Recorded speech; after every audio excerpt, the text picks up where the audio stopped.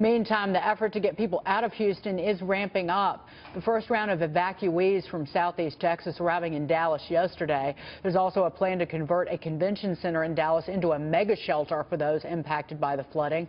The facility will be able to accommodate 5,000 people. It's expected to open this morning. Joining us on the phone is the mayor of Dallas, Texas, Mike Rawlings. Mr. Mayor, how are the preparations coming along? Well, a lot of people are working hard, long into the hours to be able to help our fellow Texans in Houston. We've already got about 1,300 people here in the area, and with about 6 shelters are open, but they're smaller shelters. Now we're moving the big time here, and as you said, our convention center is going to be open at 8 o'clock this morning. We'll be serving lunch at noon, and we'll be ready for those individuals that are coming in. Mayor Rawlings, there's been a lot of debate in the press about Houston and the decision not to have people evacuate. Could you maybe enlighten our viewers about the process of making that decision and what goes into making the decision as to whether or not to give an evacuation order in a city like Houston or like yours in Dallas?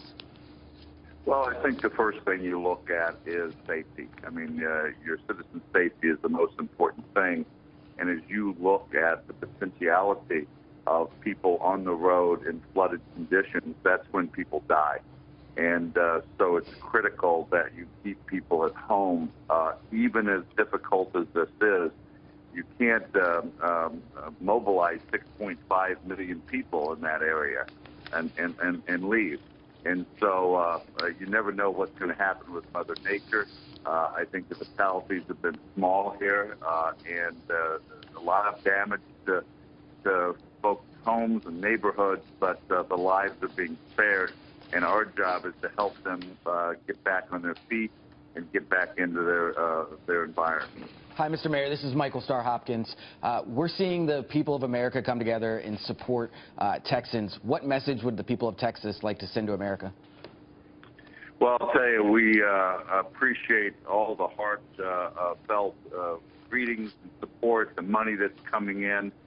These people's lives are going to be changed forever.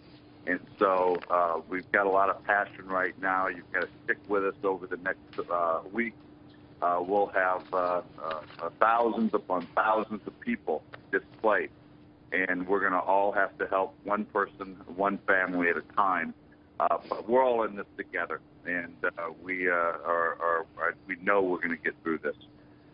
Mayor, how many Houstonians are you expecting to end up there in Dallas, and what are you doing to prepare to help them and take care of them? It's hard to say expect. We're preparing for over 50,000 Houstonians. Hopefully we won't get into that level. In Katrina, we had 28,000 individuals come from the New Orleans area up to Dallas, and many of them actually stayed. So I would not be surprised if we get up to that number. We've got to work and open other mega centers. We're working as a region, Fort Worth, along with Dallas, Irving, all the cities across North Texas. But you know, these folks are kind of landlocked right now because the 45 is flooded and they can't get up there. So we're flying them in from Galveston. That's a little slower. But as soon as those roads come down, I expect thousands of people to be up here. Mr. Mayor, thank you so much for being here, for calling in this morning. Blessings to all the people of Texas. Mayor Mike Rawlings of Dallas. Thank you for your caring.